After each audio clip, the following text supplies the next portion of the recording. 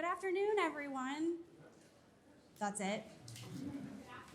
I know you're also eating, but good afternoon, everyone. It's nice to see you. I'm Melissa Harrison. I'm the Senior Director of Policy and Executive Communications at CTA. And our good friend David, who was supposed to be here today, couldn't make it. He is with us, though, via technology, which is a great addition.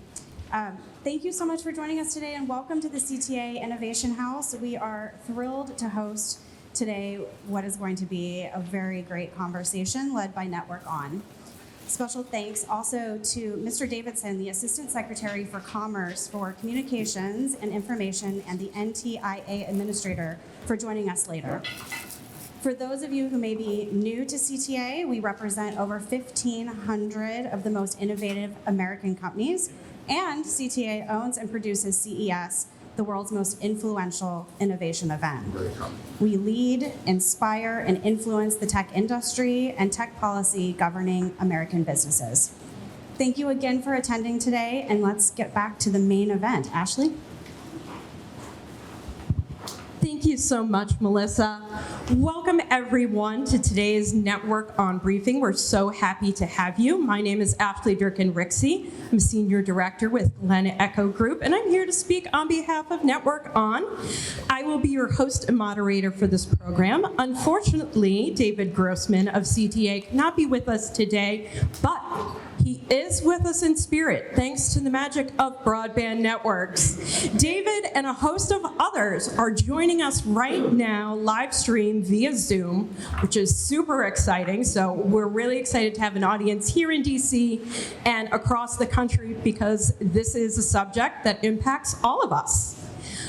I'm going to kick it off by introducing to you Dr. Raul Katz, who is going to present some of his new research on how broadband investment has impacted the economy from 2010 to 2020. If you have any questions for Raul, we'll be taking those later after our panel, where he will be joining us. So without further ado, Dr. Raul Katz. Thank you. Hi. When I was asked to do some research, the question was precisely, where would we be had broadband not evolved the way it did since 2010? And when I started thinking about it, that reminded me of myself, and at risk of dating myself, I'm going to tell you a little story. When I was graduating fresh off graduate school, I went to work for a major consulting firm, Booz Allen and Hamilton in New York, and presumably there should be an early adopter of technology.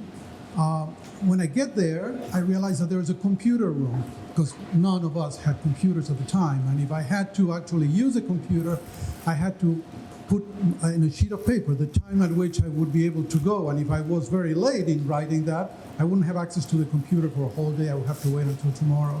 If I had to communicate with a foreign office of Booz Allen, I'd have to go to the telex room, where there was an operator that was actually key punching messages on the telex. And on weekends, when I had to work editing reports, I had to actually write them on paper and then drive to the pharmacy where there was a fax machine and fax the report from the pharmacy. And so I was wondering, well, things have changed, and sometimes we tend to lose perspective as to how much they've changed and how our work and our productivity have changed as a function of broadband deployment. And that's the topic of my presentation. Why starting in 2010? Well, basically, 2010 is somewhat of an inflection point. Obviously, we have the 2008 recession, but 2010, as you see, the average speed of broadband and the adoption started climbing dramatically. In 2010, 0.87% of households had what has been the standard for the FCC in terms of broadband. 25 megabits download, 3 megabits upload. 0.87% of households. And the average speed in America was 10 megabits. Now, if you fast forward to 2020, you see a situation where it dramatically increases to an average speed of 174 megabits per second, and we're roughly 66% of households. So clearly we have almost like a quasi-experiment, in the sense we have 10 years where we can actually model what has been the economic impact of this dramatic increase, and that was the purpose of our work. Now, when you do impact, and some of you know this, and if you like to relate economic work, can you have the next slide, please? And you want to have the relationship between the size of the economy and broadband penetration of households, what you see is that there is it's a correlation. Now, you know, economists and statisticians say, well, is there causality? Is broadband impacting the economy, or are each of these dots is a state in the United States? Or are effectively states purchasing more broadband, population in those states purchasing more broadband just because they are richer, they're making more money? So which way these things work? And that was the crux of the work. Could we actually measure the impact that broadband we have on the economic growth? So we did 4 models. And I'm not going to belabor the point, that's somewhat described in the actual material. But basically, we started by looking at what's called a long-run economic growth model. That's Bob Solo's approach that says, well, there's something that explains economic growth beyond just capital and labor. There could be some other factor. And we tried to include there the diffusion of broadband in the first model.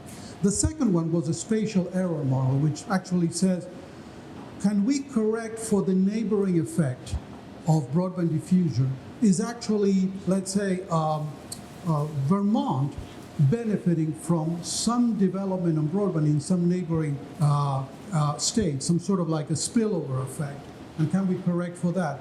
The third is actually getting really into the direction of causality, what's called the instrumental variable models, and I'm not going to describe the statistical definition of that, but basically you're trying to control for some of the effects of other variables on what you're trying to measure. And finally, we used a simultaneous equation model just to calibrate for the robustness. So contrary to research that has been done on this issue where researchers tend to look at one of the models, we really attack the problem from different perspectives, trying to see, can we, for certain, estimate what the impact of broadband has been on the economy. And we actually proved the point on all 4 models. Well, in terms of the long-run economic growth, we actually came up with, next slide, please. A couple of things that are interesting. On one hand, that broadband penetration drives an increase on the GDP. But more importantly, that the states that have higher speed of broadband have a higher economic effect. So not only there's penetration as a driver, there's also what economists call the return to speed. At faster speeds, the economy tends to be more efficient. We looked at spatial error and we realized that there was no impact from neighboring states. We looked at instrumental variables and we looked at the simultaneous equations, and what we actually saw, since this was done on the last 4 years, 2016 to 2020, that the effect was higher in terms of the coefficients. What that means is, in fact, again, a confirmation that faster broadband drives higher impact on the GDP. So we felt comfortable because we had attacked these from different perspectives. Next page, please. So then we had to apply that to explain the growth of the economy. And I'm not going to be very in much detail, but basically what you have is you have a number of variables in each of the models, which we are trying to explain what is how much of the growth in capital accumulation is explaining economic growth in America. And the contribution of labor, the contribution of trained workforce, that's the human capital term, and then we have broadband and broadband speeds. For each of the models, we had a coefficient of impact.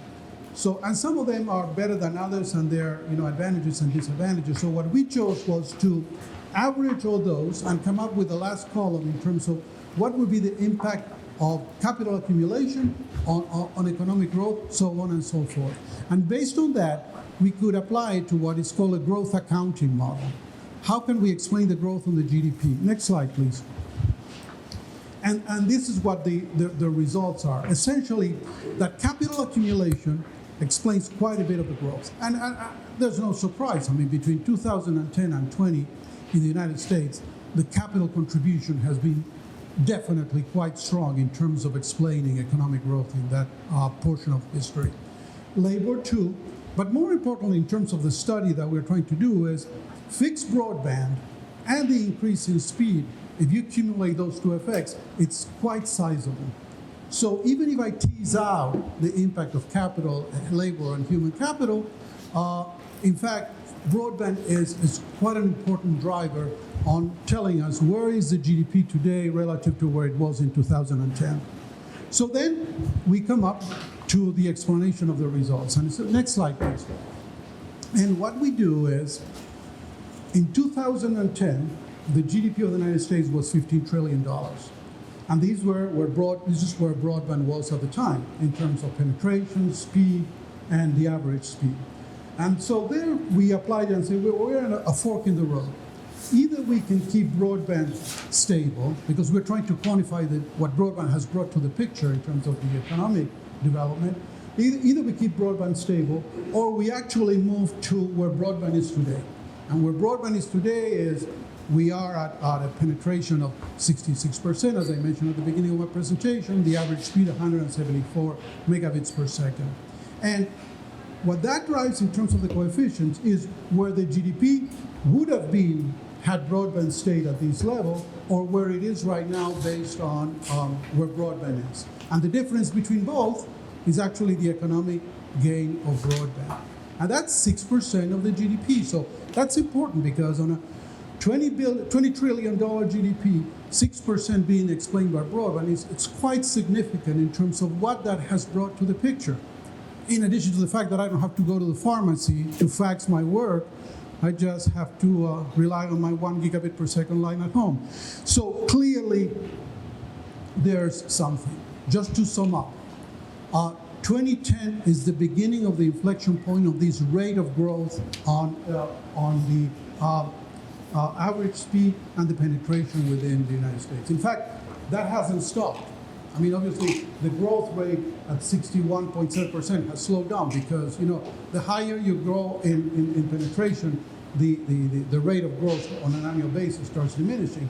But we are quite a bit higher than that. Particularly the pandemic, in effect, contributed positively, because people realized that either they had broadband to do teleworking and healthcare and telemedicine and distance education, or they were out of the picture. So these numbers have kept on growing after 2020. In fact, we're now doing research. We completed research on the impact of the pandemic. So rather than stopping it in 2020 or the beginning of 2020, we're looking at what has happened between 2020 and 2021. But that's not part of this paper. So that's the inflection point in 2010. What this research has actually confirmed is actually the impact of penetration and the return to speed. And in numbers, 10% of growth in broadband penetration drives 0.09 growth in the GDP. And if you add the impact on speed, you get to 0.17. So pretty sizable effect. And overall, we are in a good situation. We have actually confirmed the assumption that we had started with.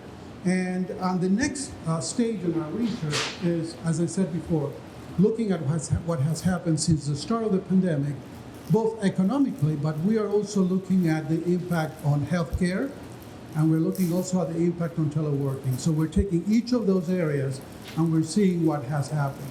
In fact, the results we have are quite interesting so far, indicating that the penetration of broadband increases the likelihood of vaccination. It's like it increases the likelihood of people taking care of their health, their level of health. So there are a number of positive effects that go well beyond the dollars and cents. And with that, I'll stop. Thank you very much.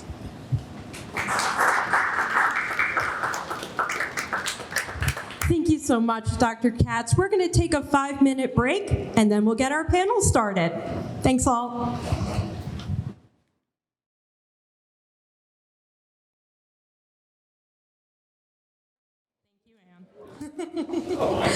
So, before we get started with our panel, I want to tell you a little bit about what Network On is all about. And I'm going to personally contextualize this a little. I, like all of you, during the COVID-19 pandemic, ran my life off of the internet. And we all did everything. We worked, we got health care, we connected with our families. I attended a Zoom Seder for the first time in my life ever, which was very exciting. We had holidays over Zoom. I think we've all experienced sort of the internet really helping us kind of get through, and we had the confidence, thanks to some of the investment that Dr. Katz talked about in his papers, that our internet was going to hold. And it was going to adapt to all the things that we were throwing at it. And that is because we've taken the time to make that investment, to make sure our networks are resilient. And now the question is, what comes next? And so Network On is here to sort of celebrate those big wins, celebrate all the new delivery systems that we have coming out of this with telehealth, online skilling, remote workforce opportunities, and you'll be hearing about many of these at a further date. And also talk about what do we need for the future? How do we need to invest in our networks, get more access to broadband for more Americans, and really be ready for whatever the future may hold for us online. And I just want to thank our partners who have supported Network On, including the Consumer Technology Association, our host today, Comcast, Zoom, the Mike Coalition, and Patreon. Let's give them a round of applause. All right, we have a fantastic panel, and I'm going to introduce them. First up, Assistant Secretary Alan Davidson, who is also the administrator for the National Telecommunications and Information Administration, better known as NTIA. Please have a seat.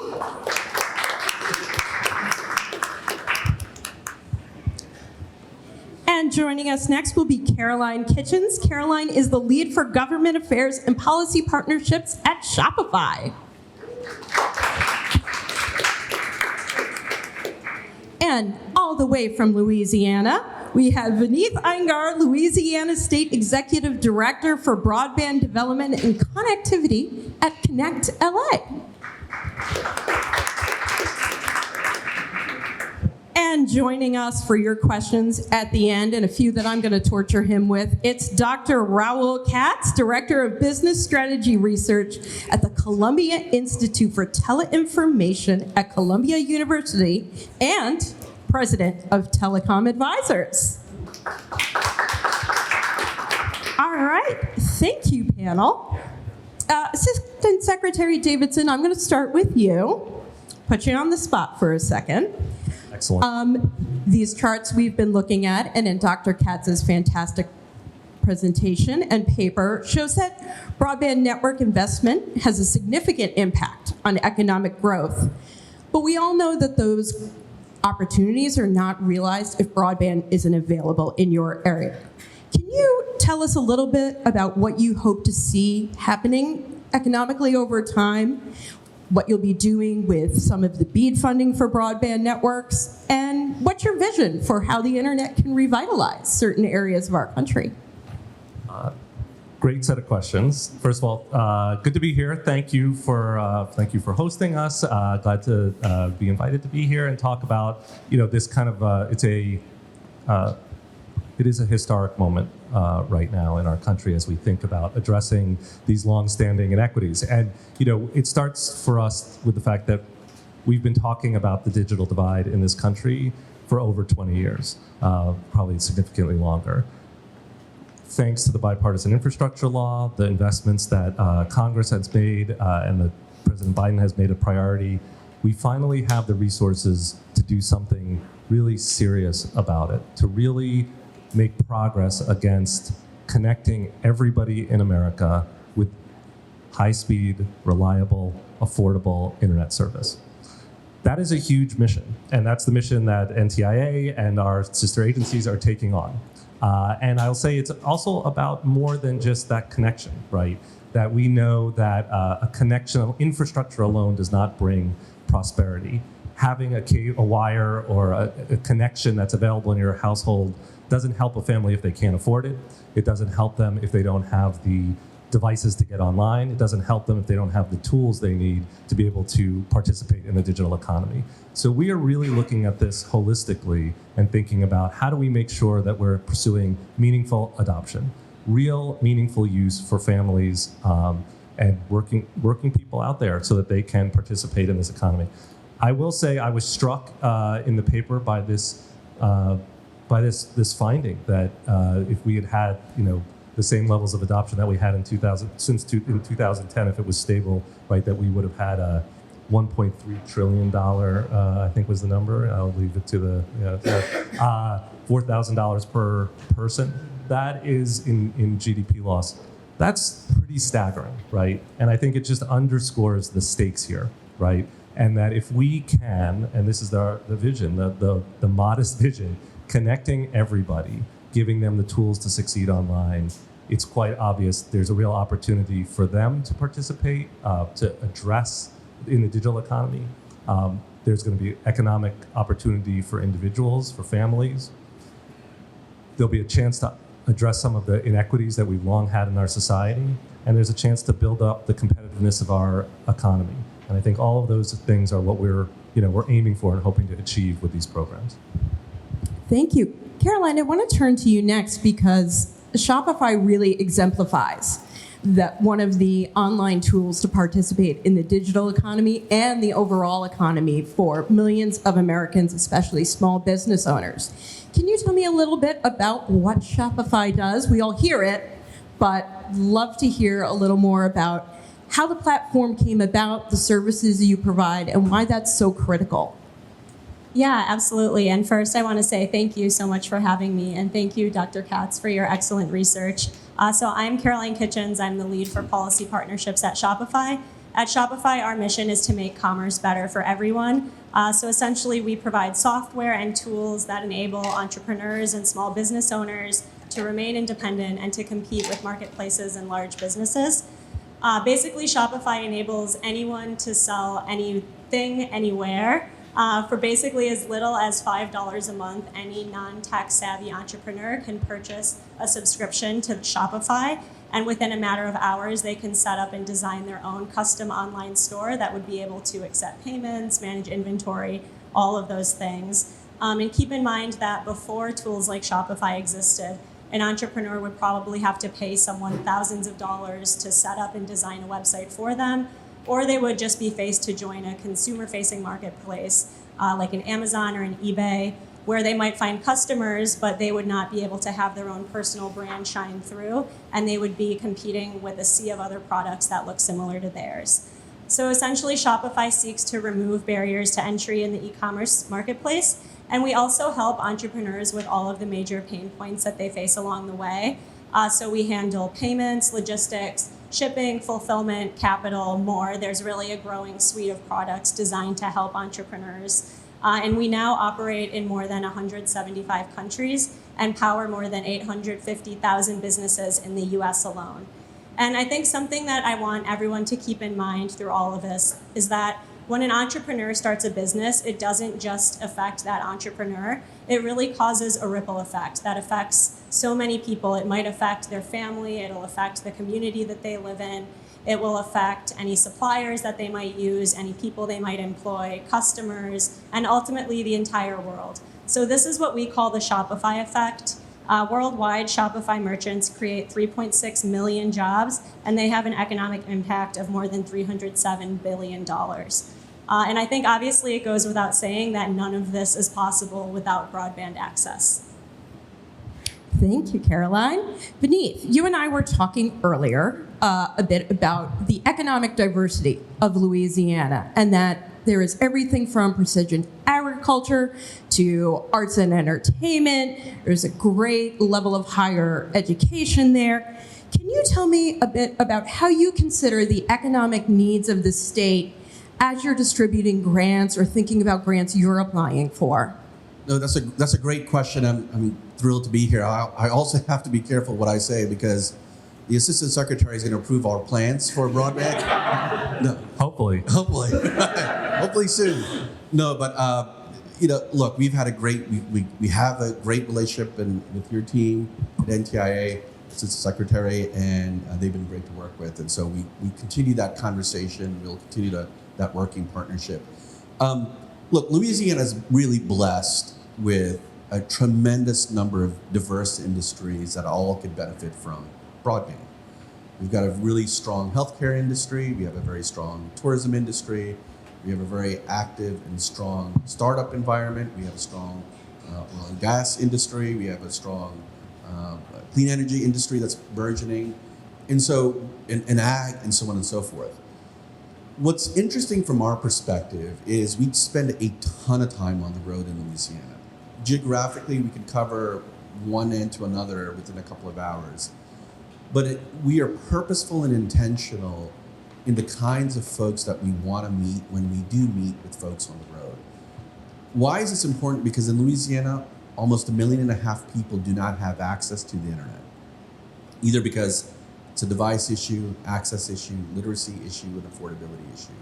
47% of whom are African American Latinos. And so it's a big problem. Louisiana has about 4.6 million people.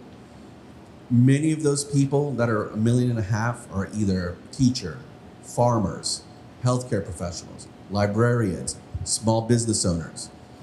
And what's really important for us is we're going to solve, and we're confident that with the resources that we will receive, that we will solve this digital divide in Louisiana by 2029. And we will work as much and as hard to do that, because we have to work with the same level of urgency that people need us on a daily basis.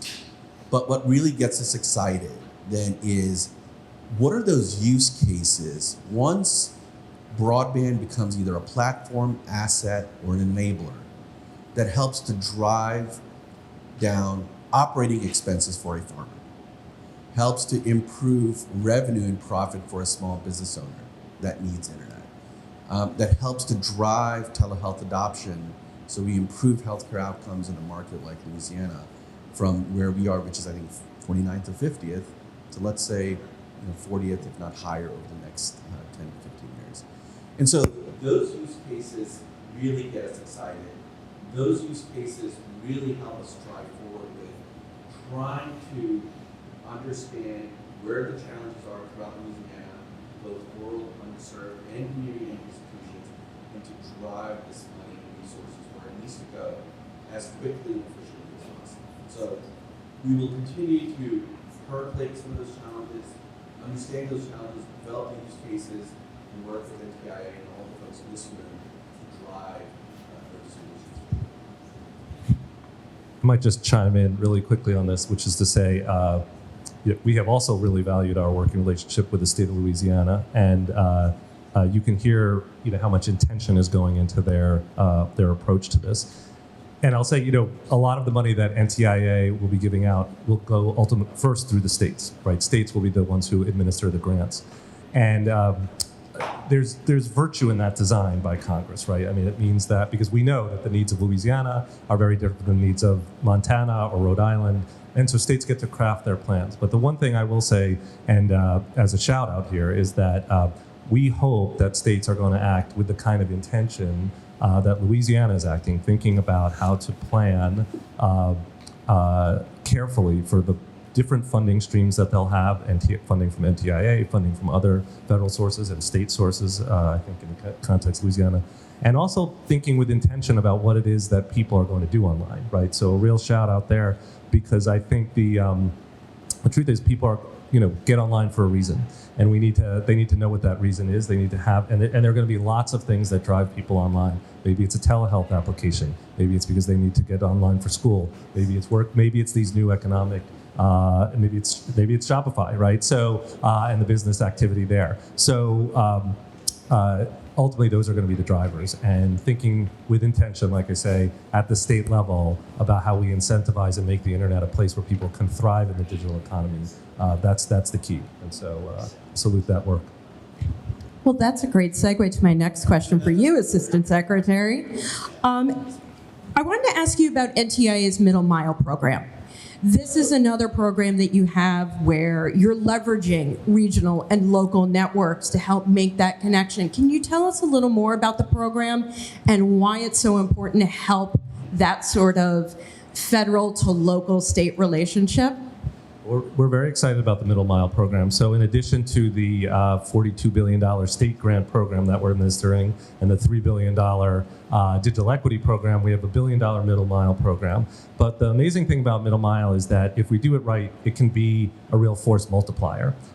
So this is building out that it's kind of invisible middle infrastructure, visible to most consumers. But the hope is that if we do this right, we're helping build that backbone, that interconnection that ultimately the last mile networks will be built on top of. And so if we can make those investments well and right, we're hoping it will aid in making much more economical last mile deployments, maybe aid in promoting competition. And I think the interesting thing also about Middle Mile is that it's probably going to be the first money that goes out the door from NTIA, the first shovels that hit the ground.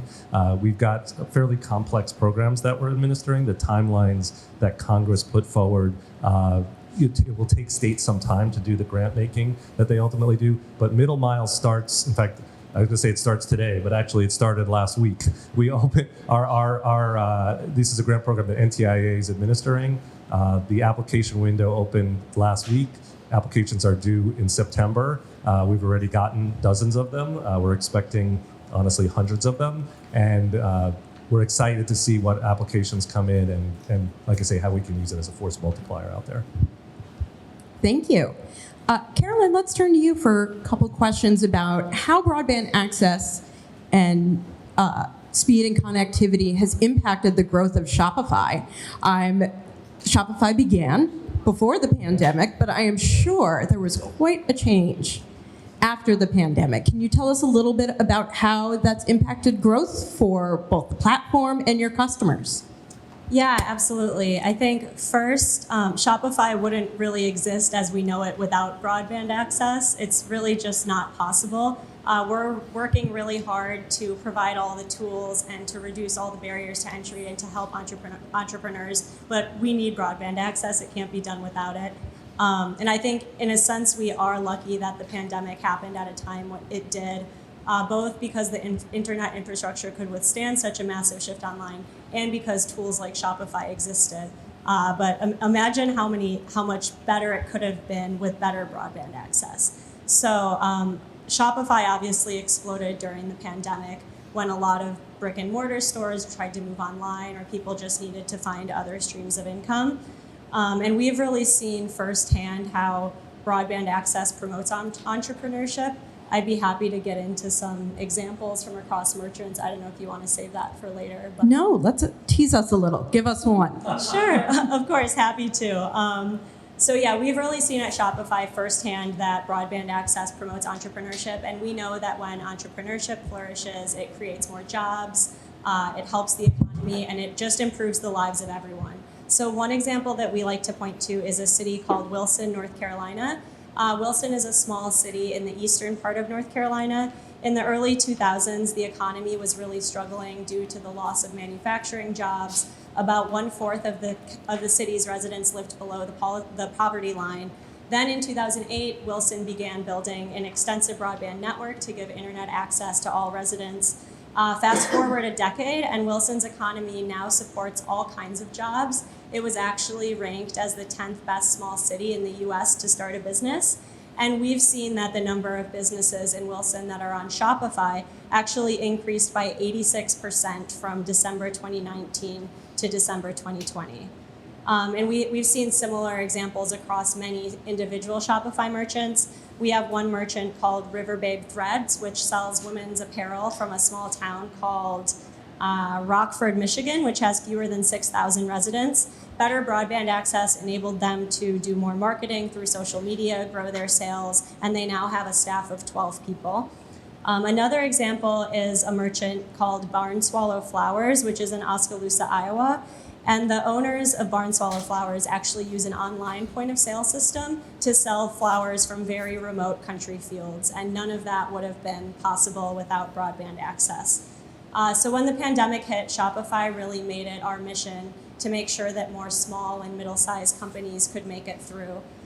We actually received one support call from a farmer I think in May 2020, that was played during an internal staff conference call. And the merchant actually cried on the phone thanking Shopify. She said, I almost didn't start an online business because I thought it would be too difficult to set up a website.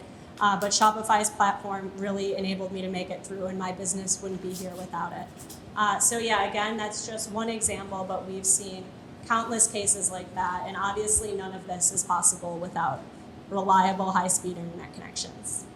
We're all going to go home and Google barn swallow flowers right now. Vineeth and Jess, I think your microphone might have turned on, so check that while it turned off. There we go. Have a question for you. So it's not just individual entrepreneurs, it's also workforce development really is enabled and assisted through broadband access. And I know some of the grant programs that you administer, there's ask for partnerships with local technical schools and colleges. Can you tell me a little bit more about how you think about how can we bolster the workforce in general? Yeah, so that's a great question. So very early on, actually in Q3, Q4 of last year, we started bringing together the ISPs to really understand from an execution perspective, what would prevent them from deploying fast networks. Obviously, labor, right? During normal times, labor is an issue. Pandemic, labor is an issue. Coming out of the pandemic, it's an issue. Ongoing is an issue. So one of the things that we quickly recognized was that a huge competitive advantage that we have as a state is the fact that our community college system is really robust in terms of its course offerings, but in terms of how they engage industry. And so we reached out to the CEO and the president of the community college system in Louisiana. We reached out to a number of the chancellors in Louisiana. And what we did was we strongly encouraged all of the providers that were going to apply for our grants and then future grants to partner and help develop workforce plans and start engaging in that process. Why is that important? Because A, we want to get ahead of the curve. Frankly, secondarily, it's also because a lot of these networks are going to be built locally in all of the parishes. So we have 64 parishes in Louisiana. So if you start to think about, to your analysis, the job growth that's going to occur on a per parish basis because of this singular investment and the number of folks that could be employed in each of these parishes, we're talking about hundreds and hundreds of folks on a per parish basis. So we encourage that behavior. The ISP stepped up. They partnered with the community colleges. And we're thrilled now that it's now embedded in the Notice of Funding Opportunities that we pushed out on May 13th, where it is strongly encouraged, and I think it's a requirement, that It is. It is a requirement. There we go. That now we continue to partner with community colleges to addressing the workforce issues, because it's going to drive both construction jobs, maintenance, operations, and that's really important as we start to include aspects of digital equity and inclusion, right? Folks that typically would not benefit from these jobs, we now have a golden opportunity to include them to be part of the formal workforce to help make a success all these networks and investments that we're going to make. And Assistant Secretary Davidson, how does NTIA consider some of these things, workforce development sort of on a holistic level in the work that you do? Well, it's just as Vineeth said, the workforce is a challenge and a huge opportunity for us. From the beginning, I think this infrastructure effort has been viewed. It's both a connection opportunity, but it's also a job growth opportunity. Right? There are going to be tens of thousands of new jobs that are going to be created in this project of spending billions of dollars to build out new networks and connect millions of households that haven't been connected. It's a challenge because we are going to, need to fill those jobs, and there's going to be shortfalls, and we've heard that. And when we went out and talked as well to ISPs and to local communities, we heard this concern about the question of who will fill these jobs, and will those jobs be filled by the people in the communities that are being served by these networks? That is our hope. And that is the opportunity. It's just the opportunity that Vineeth was talking about, which is to make sure that we're bringing in the local community getting people engaged in building the networks that are going to serve their community. It's a huge opportunity to bring in communities that haven't necessarily been partaking in these job opportunities before. So communities of color, making sure that women are engaged in these. Secretary Raimondo, the Secretary of Commerce, is extremely emphatic about the fact that we need to make sure that we're bringing in a diverse workforce. And one of the things that we've done is really tried to make sure that's front and center in the projects that in the funding that we're putting out. Just as Vineet said, it is a requirement now for states when they present their plans to us to get their state grant funding, they've got to have a workforce plan as part of it. They have to show how they're going to engage the local communities. They have to show how they're going to build a local workforce. We're also really excited about the Digital Equity Act and the opportunities that it offers. There's going to be funding for states and for communities in the Digital Equity Act for a variety of efforts to try to bring in different communities, but particularly job training, upskilling, workforce development could be a key part of that. So we're trying to braid together these programs, use all of the resources at our disposal to make sure that we're taking advantage of this and making it a workforce opportunity. Yeah, I'd just like to comment on some of the things that I've heard, particularly on the issue of jobs. I remember you might not remember when the Recovery Act at the beginning of the Obama administration was enacted, there were only $8 billion that were designated for broadband. And at the time we made a calculation that would generate roughly, we call this a construction effect, 120,000 jobs.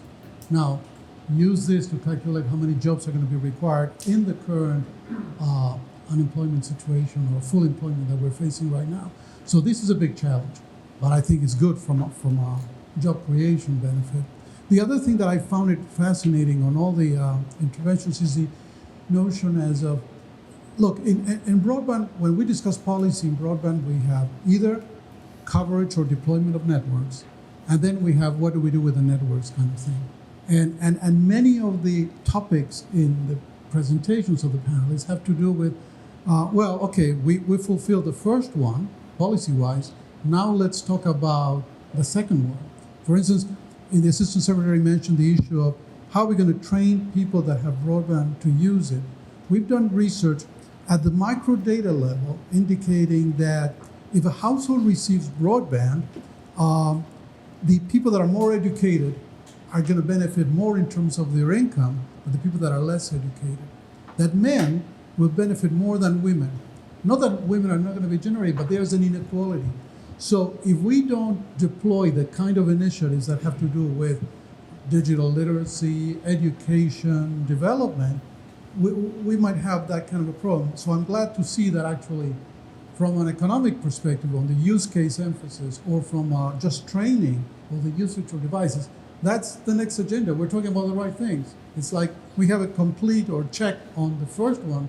Let's move to the next one, which is a logical link. Well, that's a great segue to ask you a question, Caroline. One of the things about Shopify is it simplified many of these services and made them accessible in a way that the digital literacy, the business literacy is sort of all taken care of. What do you hear from Shopify customers about are they just amazed that it was this easy? Were they pulling their hair out beforehand? Yeah, and I can actually give a personal story because as part of Shopify training, they require all new employees to set up their own Shopify store online. I will admit that I struggled a little bit as a government affairs person and not someone who is super tech savvy. But honestly, within just a couple of hours, I had a basic storefront available. It could have made sales. So I think we want to make it even easier so that even your grandma could go online and set up a store. It's never going to be super seamless, but our goal is to make it as easy as possible and to obviously have a robust support system as well if you need help. So I can attest that it is pretty simple, and it's our goal to always remove more barriers to entry and always make it easier. So I think just last week we launched our Shopify Lite subscription, which is as little as $5 a month. Before that, it was $29 a month. But $5 a month plus a 14-day free trial. We want to make it as easy as possible for anyone to be an entrepreneur, anyone to join the e-commerce marketplace and make their lives better for their family, their community, and the world. Oh, that is a great story. Have some questions here from those of us who are joining us live online that I want to ask you. If we meet here again in 5 to 10 years, what do you hope has changed for broadband access in the United States? So we talked about sort of the last 10 years, so let's think ahead. If we came back, what would you like to see happening or has happened? You're looking at me, so I don't. Down the line. Okay, well,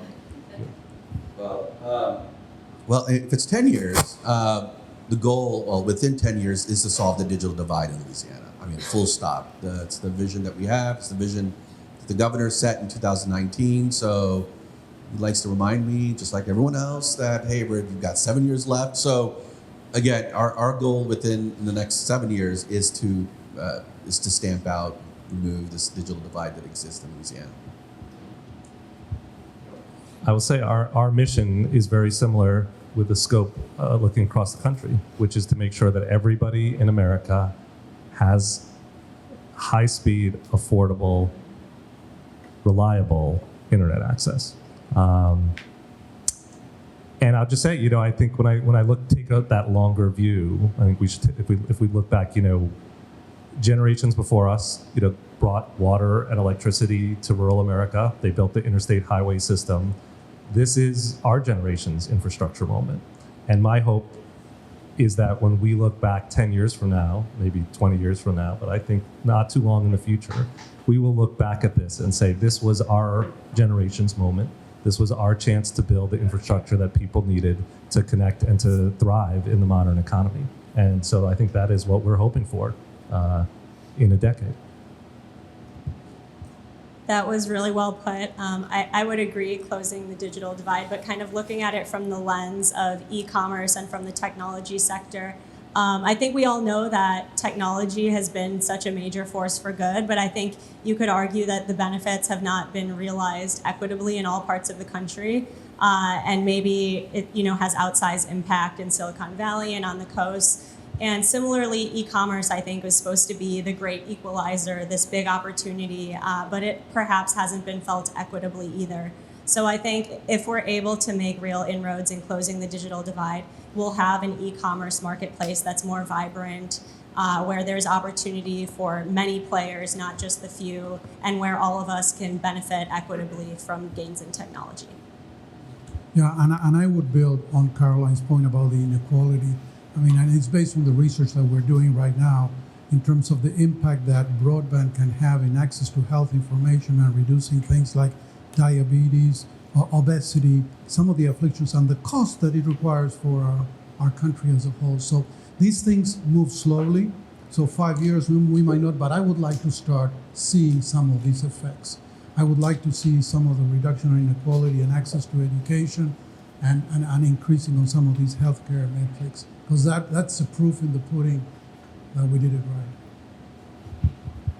All right, we have another question that I'll tee it up while you all have a chance to think, which is really what we celebrate at Network On is the personal impact. It's the stories of the small entrepreneur that was able to now have a global business. It's the story of someone who's able to access mental health care services that they really needed for the first time. So I want each of you, while I talk for a second, to think about one of those personal stories that has really impacted you, that you've come across through either in your personal or professional life. So I will take a minute to talk about myself. I am from Orrington, Maine, which is a very small town about 8 miles outside of Bangor, Maine. It is best known as Derry in all of Stephen King's books. So that's the most you would know about Orrington. I grew up without real access to the internet.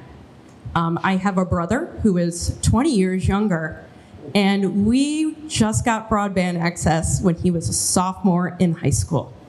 And it's made a big impact in the way he finished high school compared to my sister and I, who were still hanging out in libraries. He saw that transformation in the way they did things at school, grades, online. And I think the little thing that I'm most excited about is my stepfather no longer drives to our local Walmart to check his email after hours.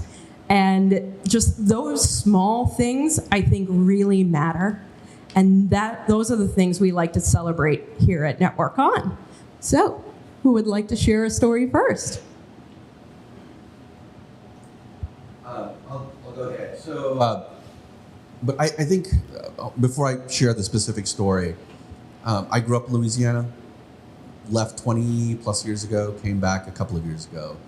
And not to sound too Pollyannish, I've been really amazed at the inventiveness of Louisianians, especially in the face of, from a resilience perspective. And that's not just because of the pandemic, but we're in hurricane season. We have had our share of hurricanes in the last couple of years. We got 5.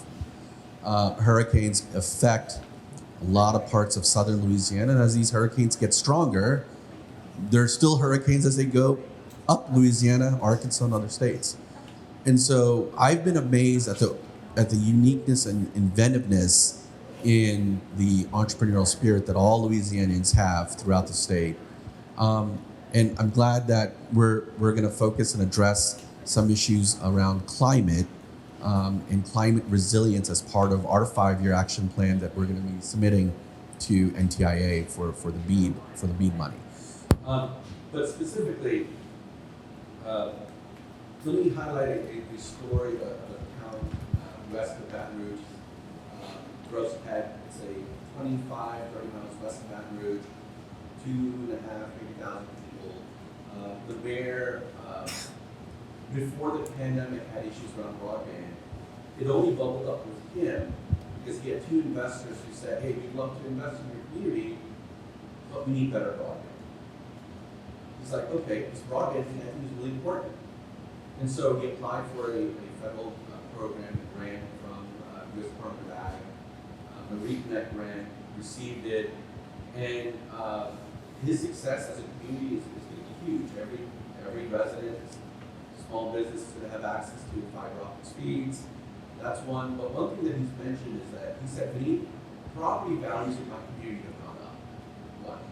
The second is multi-million-dollar investments are being placed in a very large truck stop along I-10, which stretches from Jacksonville to Santa Barbara, California, Jackson, Florida. And it's partly because now these trucks have the ability to do credit card processing, right? Because of internet. And so, we like the many stories in Louisiana, but I like to highlight his because he is seeing firsthand what the impacts are, both from a livelihood perspective, but also from an economic development perspective. I guess tell a story in a second about some folks I recently met. I just have to say, it is striking how across the country we're hearing about how much need there is out there. And I'd say I first came into this space, over 25 years ago. I was a teenager. I started working, as a kind of young computer scientist and lawyer here in Washington, working on the internet. And at the time, it really felt like we were talking about the digital divide, but it felt like something that, kind of felt hypothetical. Like internet was mostly for nerds. There were, 40 million people online in the, like 95, 96. And, but at the same time, I think we always knew this day would come, right? That the day would come when the internet we hoped the day would come actually, when the internet became this essential medium, this thing that you needed in order to be able to thrive in the modern economy. And we've long passed that, right? You folks here in this room, you know this, right? And COVID laid bare for all of us how essential the network is, and to be able to get an education, to be able to do your job, access to health, access to justice. And we've been hearing that story now. I think folks at NTIA, in this run up to the notices we put out in the last few months, we've been staff and traveling all over the country, talking to folks about what they needed in these programs, hearing their reactions once we've put these notices out. I was in Cleveland just last week, and I visited a place called the Ashbury Community Center. It's been around for almost 20 years, actually. Really focused on digital literacy, focused on seniors, I should say. And I had a chance to sit and watch a class that they were doing with a group of seniors.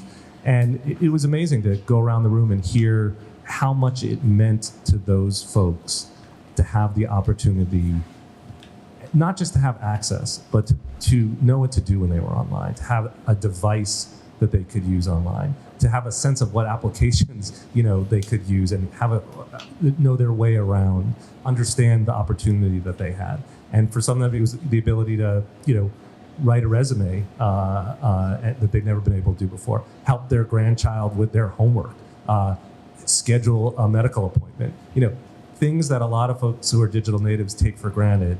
But for these folks, that opportunity, again, part of it was having the connection. The connection is the essential starting point, but it was also the device, the applications, the true literacy work that we need to do to get real meaningful adoption. And I think that story is repeated over and over again across America right now, and that's why this work is going to be so important in the years to come. That's really powerful. I'll share one example of a Shopify merchant that I think really illustrates the power of the internet and tools like Shopify. So there's a company called Nana Live, which before the pandemic, it was a woman named Chiara who lived in a rural town about an hour outside of Rome. And their business was doing these live cooking classes for tourists with her grandma. So her grandma, Nana, would do the cooking classes. Obviously, when the pandemic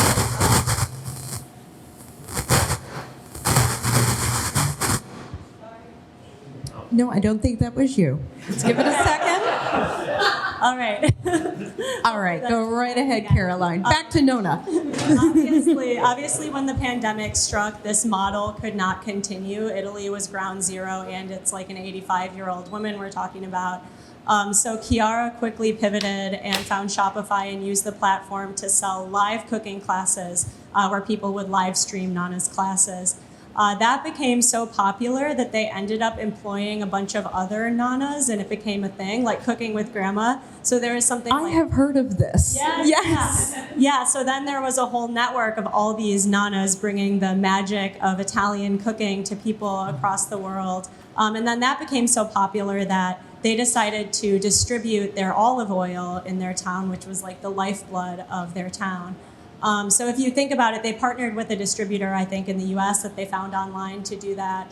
Their business impacted, obviously, the nanas they employed, all of them, the people in their small town who picked the olives, did the bottling, the supplier across the country. And just the fact that not only was this family able to, make a living, they were also able to bring their passion to people all over the world. People didn't have to visit Rome and go to this remote village to get the magic of their cooking and their culture. So I just thought that story was really cool about showing the power of Shopify and how the internet can connect people. That is a fantastic story. Dr. Katz, do you have one you'd like to share? You remember in my introduction, I said that before the internet, I had to edit documents and I had to go to the pharmacy because that was the place where a fax machine was to send it to the office. So now the pandemic hits, our daughter and our son move in with us. She comes from Brooklyn, he comes from Seattle. And suddenly we have 4 users, and obviously we need more broadband. And so I call, I think, Optimum, and I say, I want a 1 gigabit per second line. Okay, it's ready, hook it up.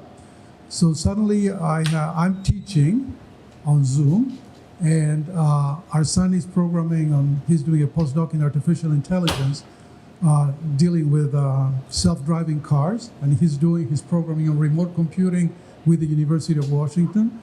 Our daughter is doing digital marketing, and my wife is doing project finance in Africa.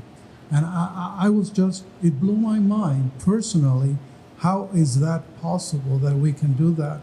And to make things worse, last night I'm talking to my mother, she's 91, and she says, I actually disagree with an article that was published in the New York Times yesterday. She lives in Argentina. I said, well, what, you read the Times? I get the Times remotely. And she's 91. So, I mean, the distance from, I'm dating myself, from when I grew up, and where I was at MIT programming and interacting with ARPANET, and what we're living today is just dramatic. It just blows my mind. Thank you. And we are going to see if you have any questions. So if you have a question for our panelists, please raise your hand and we will bring you a microphone. Anyone? Anne?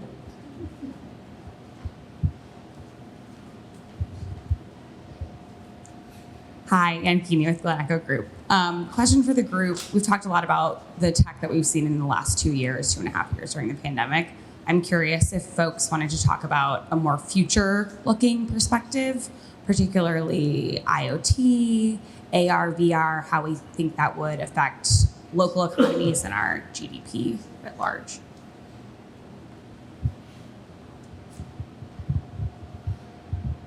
Well, I guess raise your hand. I'll start by just saying, we know there will be new technologies that are going to place new demands on our network. The story of the last 20 or 25 years, it's just as Dr. Katz said, in some ways that the unimaginable has become inevitable, right? Like that these uses that we never thought would be possible.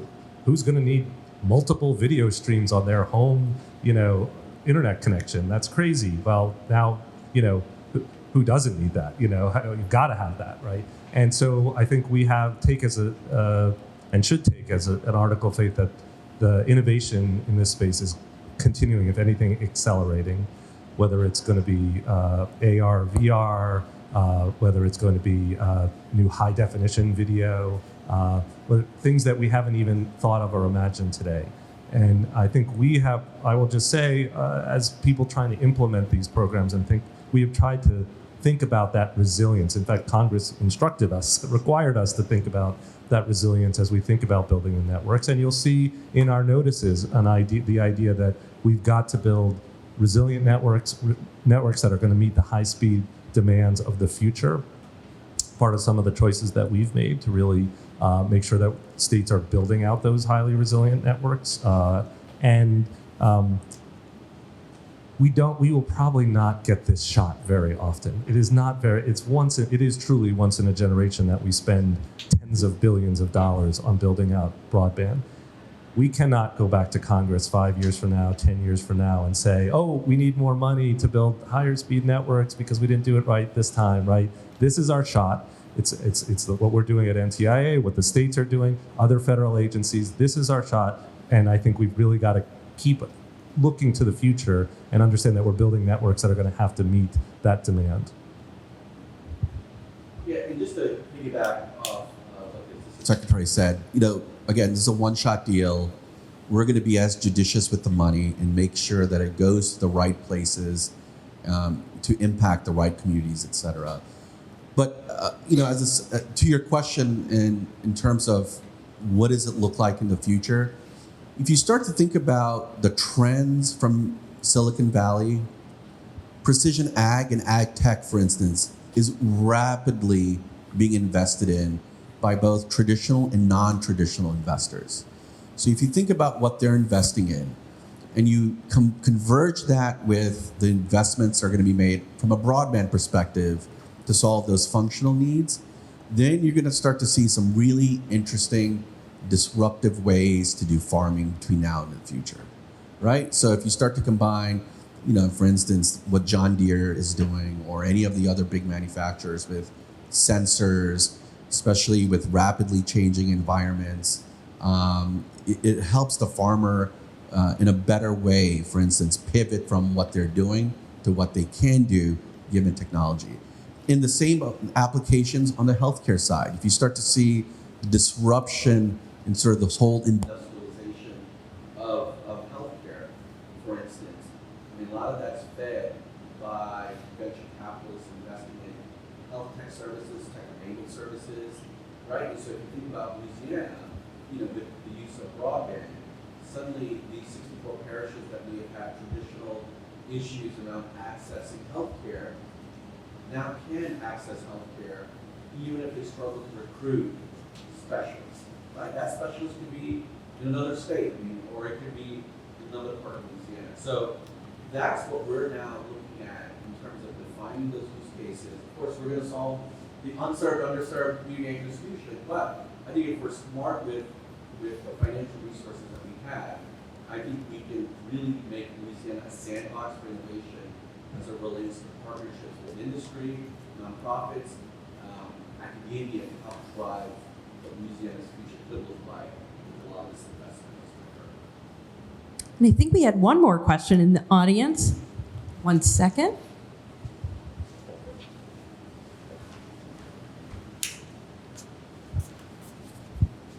Hi, I'm Nick Degani from the Digital Progress Institute. My question is primarily for the director and for the assistant secretary. What keeps you up at night right now? You have $40 billion in your lap. You're trying to get this all done. Is it lack of participation? Is it execution? Is it getting the maps right? Is it making sure that it's actually affordable, not just built? Is it getting people to sign up? Is it having to come back to Congress saying, we spent a lot of money, it was really great, but we still need more? What keeps you up at night? Well, I mean, there's always execution risk, especially execution risk with things that we can't control. Right? So it could be, God forbid, something else. I mean, in January 2020, didn't necessarily anticipate having a pandemic, right? So I think a lot of it are things that are not in control, which means from our perspective, thank you. Thank you, the assist, right? But from our perspective, it's how do we, again, try to anticipate what those challenges are going to be? And in our case in Louisiana, how quickly can we iterate both legislatively and non-legislatively in partnership with the ISPs, et cetera, to keep moving, right? And so, I would say in Louisiana, we have, I will say this, the best broadband team, because now 49 other states and other territories may say differently, but we have constantly focused on iterating based on feedback that we get from folks on the ground, folks we get from feds, and not wait. So we'll take that Silicon Valley approach, try something, learn, pivot, try, learn, pivot, until we get it right. And so, that's the focus that we have as a culture within our organization in Louisiana. Well, I would say all of the above. Now there's a lot that we're executing on a huge program. It's a lot of money. It's also honestly it's a complex program the way that Congress has constructed it. So there's a lot of execution risk that we're tracking. We look at the states. The states are a huge piece of this for us. So much of the money that we're going to be administering goes first to the states to grant. So we're going to be watching beneath. But honestly, Louisiana is not our issue really. I think that we know that there's a wide variety of states in terms of their level of preparation out there. So I think we're working to make sure that we can be can help the states, but the states that need it the most. Thinking about working with local communities who themselves need to be part of this, to engage with this, know best where the need is out there. There's a whole set of risk around some of these issues that are a little bit out of our control. The supply chain risks that we're tracking. We watched workforce, which I think is going to be a huge need. Again, huge opportunity, but huge need. And the only other thing is I'd say I think about the fact that there's going to be failure in this, and that's not something we love to talk about in Washington. But if we do, this is ultimately going to be 56 different eligible entities managing both digital equity programs and these state grant programs, middle mile programs that we're doing, tribal grant programs. There's going to be hundreds and hundreds of different grants that get made to different providers. We want them to be lots of different kinds of providers. We want new entrants in the field. We want different models of experimentation. And in somewhere in there, something's not going to work. Somebody's going to fail. And if there were 0 failures in all of those hundreds, probably thousands of grants that were given, then we probably hadn't taken enough risk. We haven't been creative enough. And so the question of, how we make sure that we're resilient against the failures that are going to happen, against these challenges that are out there, that's the kind of thing that we like to think about. And, what we're doing is trying to make sure we're mitigating those risks and working against them. First and foremost, by building out teams that within NTIA, for example, to work with the states and local communities to try and make sure they're addressing these risks and being clear-eyed about where they are. So there's lots of execution to do out there, but this is what we're here for, and it couldn't be a more exciting time to be doing it.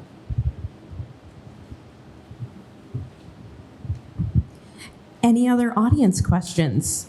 If not, I have one to close us out with. Now, this is not to date all of us on this panel, but what was your first internet connection?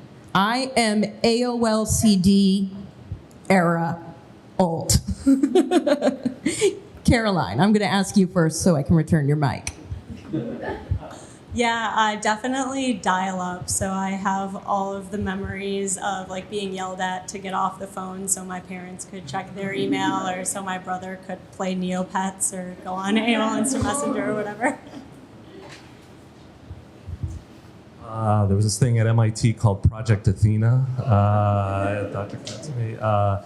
That was really as an undergraduate, my first taste of what this network of networks could look like. And, it's amazing to see over time how far we've come.